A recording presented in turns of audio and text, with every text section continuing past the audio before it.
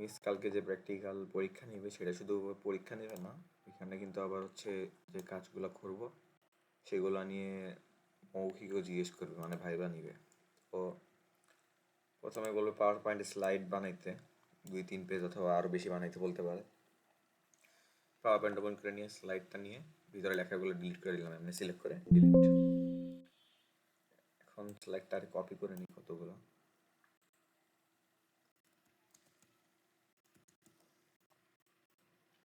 তিনটা স্লাইড বানিয়ে নিলাম। স্লাইডে কিন্তু কাজ বাংলা দিয়ে লেখার, আমি অব্র কিবোর্ড দিয়ে লিখবো এখন। তাহলে এই যে অব্র কিবোর্ড। এখন স্লাইডে লেখার জন্যে প্রথমে হচ্ছে যাইতে হবে ইনসার্টে। ইনসার্টে যাওয়ার পরে এখান থেকে যাব টেক্সট বক্সে। নাও একটা ক্লিক করলে এখানে লেখার জায়গা আসবে। তখন কিবোর্ড থেকে F12 অথবা হচ্ছে এইখান থেকে ইংলিশ থেকে বাংলা সিলেক্ট করে দিয়ে লিখতে হবে। যেমন মিস ধরো লিখতে দিল কি নিয়ে, আইসিটি নিয়ে লিখতে দিল, তাহলে এটাই লিখবো আই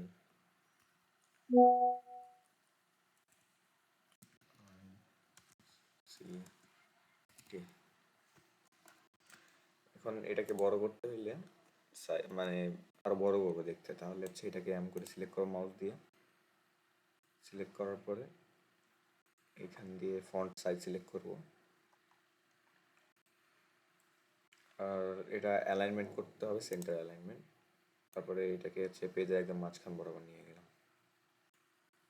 আর এটা কালার চেঞ্জ করতে হইলে আবার সিলেক্ট করব, এই যে এখান থেকে কালার চেঞ্জ করতে যাবে। আমি ধরো এই যে সিলভার কালারটা দিলাম। এখন স্লাইডের কালার চেঞ্জ, পিছনে ব্যাকগ্রাউন্ডের স্লাইডের কালারটা চেঞ্জ করতে হইলে ডিজাইনে যাব। ডিজাইনে যাওয়ার পরে এই সাইডে ফরম্যাট ব্যাকগ্রাউন্ড নামে একটা অপশন আসবে, এখানে যাব। তারপরে হচ্ছে সলিড ফিল আসবে, গ্রেডিয়েন্ট ফিল আসবে, পিকচার টু ফিক টেক্সচার ফিল আর হচ্ছে প্যাটার্ন ফিল দরকার নাই, গ্রেডিয়েন্ট ফিল অথবা সলিড ফিল দিয়ে কাজ করব। ধরলাম যে সলিড ফিলটা নিব, একটা কালার নিলাম,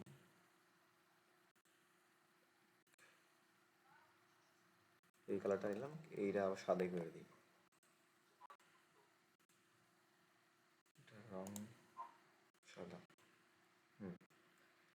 এবার হচ্ছে স্লাইড বানাইতে হবে জড়ো। আবার আমি ইনসার্ট থেকে টেক্সট বক্স নিলাম, আবার সেখান থেকে আর কিছু লিখলাম। আই আই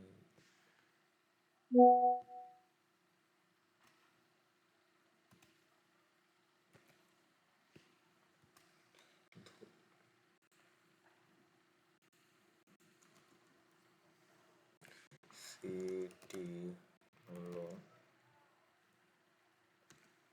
বর্তমান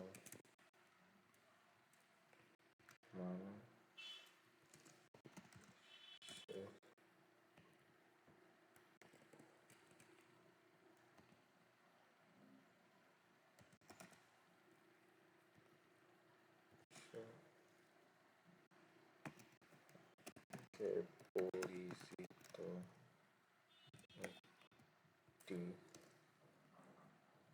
বিষয়। লেখা শেষ হলো, ধরো আমার পুরো স্লাইড আমি ভরাইলাম। এবার হচ্ছে এটাকে আবার সিলেক্ট করবো, পুরাটা কন্ট্রোল দিয়ে সিলেক্ট করলাম।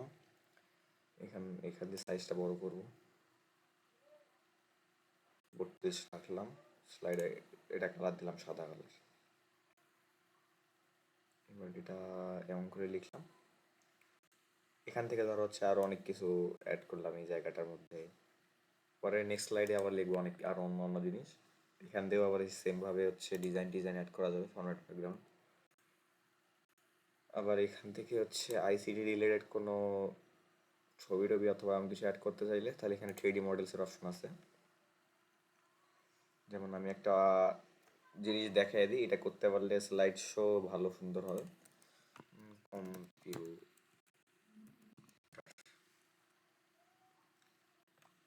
মডেল সিলেক্ট করলাম, ধরো হচ্ছে এটা সিলেক্ট করলাম, সেট। না থাকলেও সমস্যা নেই, আমি খালি এমনি দেখানোর জন্য দিচ্ছি। এটাই ভাবে আসবে। এটাকে আমি এইখান থেকে এইখানে নিয়ে যাব।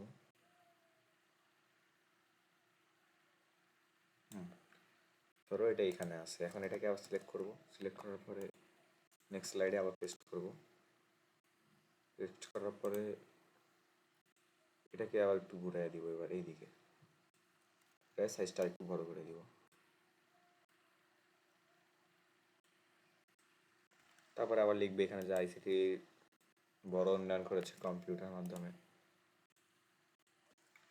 আইসিটি আমাদের বড় উন্নয়ন করেছে এই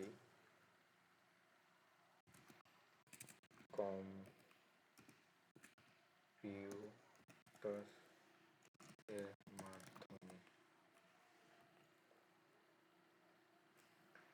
এটা আমার লেখা হলো, এটা ধরো আমার একটা স্লাইড, এখানে আরো অনেক কিছু লিখলাম, এটাকে আমি সাইজ বড় করে দিব। লেখা বোল্ড করতে হলে হচ্ছে এই যে এখান দিয়ে বোল্ড, ইটালিক, তারপরে হচ্ছে আন্ডারলাইন করতে হলে এটা, কিছু করবো না, সাইজটা বড় করে দিই, 32 রাখলাম, এখানে নিলাম, এটা আস্তে করে এই পর্যন্ত টাইন আনলাম, সিনটা অ্যালাইনমেন্ট করার জন্য এখানে। এখন ধরো আমি করে অনেকগুলো স্লাইড বানাইলাম, বানানোর পরে হচ্ছে এখানে ট্রানজিশন অ্যাড করব, ট্রানজিশন অপশনে যাবো, এই যে উপরে বার থেকে ট্রানজিশন, তারপর মোডস দিলাম, এই যে স্লাইড ধরো আমার সব রেডি হয়ে গেল। তারপর হচ্ছে কিবোর্ড থেকে F5 প্রেস করে কিন্তু স্লাইড শো করা যায়, এটা আমি জিজ্ঞেস করতে পারি, কিবোর্ড থেকে F5 প্রেস করলাম আমি, এই যে এখান থেকে স্লাইড শুরু, তারপরে নেক্সট করলাম। এই সিম্পলভাবে হচ্ছে লেখাগুলো বানানো যায়, মানে স্লাইড শোটা আরো ইন্টারেস্টিং করা যায় এভাবে। আর হচ্ছে ধরো আমার স্লাইড বানানো শেষ, এখন এটা মিস বললে সেভ করতে, সেভ করার জন্য হচ্ছে ফাইলে যাব, ফাইলে যাওয়ার পরে সেভ অ্যাজ, তারপরে দিস পিসি, দিস পিসি যাওয়ার পরে হচ্ছে ডেস্কটপ অথবা অন্য কোনো জায়গায়, এই যে আমি ডেস্কটপে সেভ করবো ধরলাম, ডেস্কটপে আমার নামে না আইসিটি দিয়ে সেভ করলাম। এখন এটা এখানে সেভ হয়ে গেছে, এই যে এটা আমি আবার ডাবল ক্লিক করলে এই যে ওপেন হয়ে যাবে। এইভাবে মিস জিজ্ঞেস করতে পারে যে কিভাবে সেভ করে, এইখান থেকে সেভ অ্যাজ দিয়ে তারপরে এখান দিয়ে লোকেশন সিলেক্ট করে সেভ করা যায়। আর প্রিভিউ করার জন্য কিন্তু আবার হচ্ছে F5 ইউজ করতে হয়, এটা মাথায় রাখতে হবে, স্লাইড শো করার জন্য F5। তাছাড়া আর তেমন কোনো কাজ নাই, বাংলাতে লেখা আর হচ্ছে এগুলো অ্যাড করা। ও আরেকটা কাজ দেখানো যেতে পারে, সেটা হচ্ছে পাই চার্ট অ্যাড করা, আমি শিখেছিল, এই যে ধরো যে কোনো চার্ট অ্যাড করবো, এখানে অনেকগুলো চার্ট আছে, আমি পাই চার্ট অ্যাড করবো। পাই চার্টে ধরো আমি এটা অ্যাড করতে চাচ্ছি, 3Dটা, ওকে দিব, এই যে পাই চার্ট অ্যাড হয়ে গেল। এখান থেকে আমি হচ্ছে পাই চার্টের কোনটা সাইজ কেমন হবে সেটা মানে ঠিক করতে পারি। ধরো ফার্স্ট কোয়ার্টার যেটা আছে সেটার সাইজ হবে হচ্ছে 7%-এর জন্য, এইভাবে এটাকে আমি আলাদা করে টানে এইভাবে বিভক্ত করতে পারবো, আবার আবার একসাথে জোড়া লাগাইতে পারবো। এই তো সব, তাছাড়া আর তেমন কোনো কাজ নাই। ডিজাইনে নিজের মতো কালার নিয়ে করাই ভালো, এখান থেকে ডিজাইন এক্সট্রাঅর্ডিনারি কোনো ডিজাইন নিতে আমি মানা করছি, এখন যা ভালো বোঝো। এছাড়া এই যে এখান থেকে শেপ নেওয়া যাবে, যে কোন শেপ, আমি ধরো এই শেপটা নিলাম, এই যে এইভাবে এই সব কাজগুলো করতে হবে, এইটুকুই কাজ, এইটাই যদি শিখতে পারো তাইলেই হবে মোটামুটি।